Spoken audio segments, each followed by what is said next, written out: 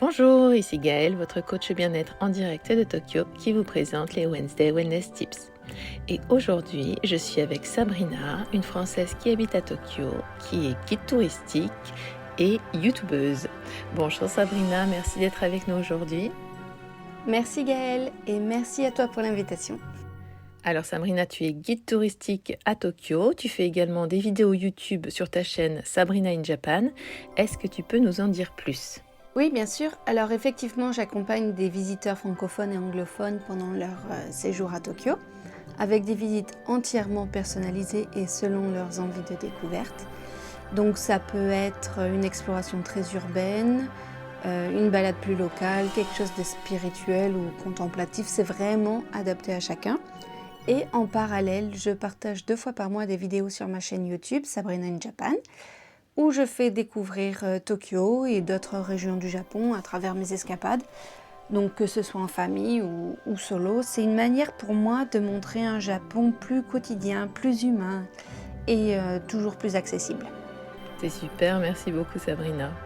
Maintenant, on va rentrer dans le vif du sujet. Tu sais que cette chaîne se consacre au conseil bien-être.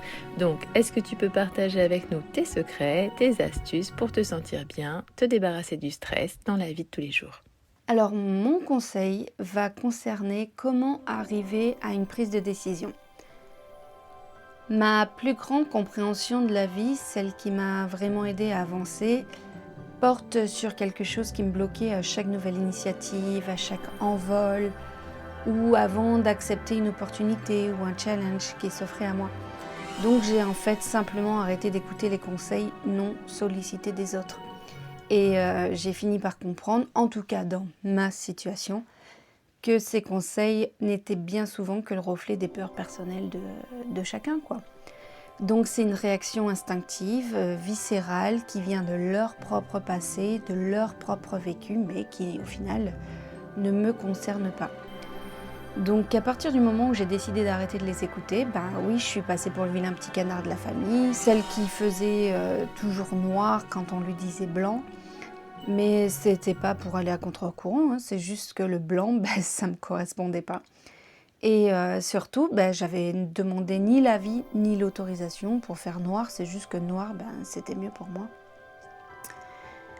Et donc pour refléter ça, j'ai toujours un exemple très concret. C'est celui du grand couteau de cuisine. Le grand couteau de cuisine de très haute qualité, celui qui coûte très cher. Et donc tu places autour d'une table 4 personnes. Donc une personne fragile et traumatisée, un collectionneur d'art, un cuisinier et un râleur fainéant. Et tous doivent regarder le couteau et leurs réactions seront complètement différentes.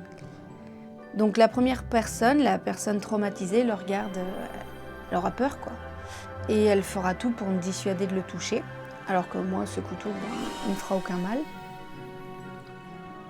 Le collectionneur, il va le regarder avec envie et il m'encouragera à l'exposer chez moi, alors que j'aime pas du tout les objets encombrants et sans fonction.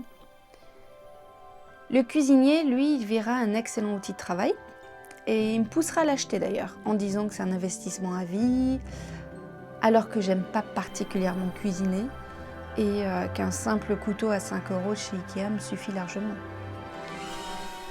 Et pour finir, le râleur fainéant, il dira que c'est un objet inutile, cher, dangereux, surcoté.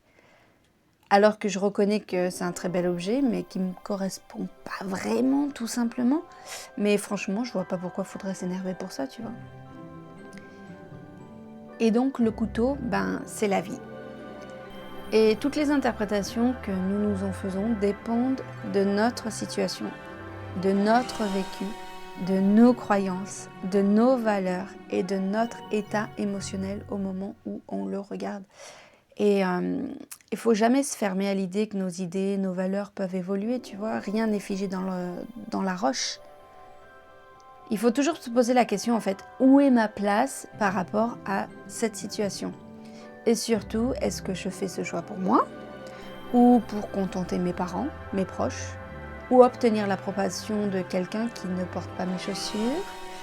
Et en fait, tu vois, depuis que je fonctionne comme ça, j'ai la tête beaucoup plus légère et mes décisions sont devenues bien plus faciles à prendre.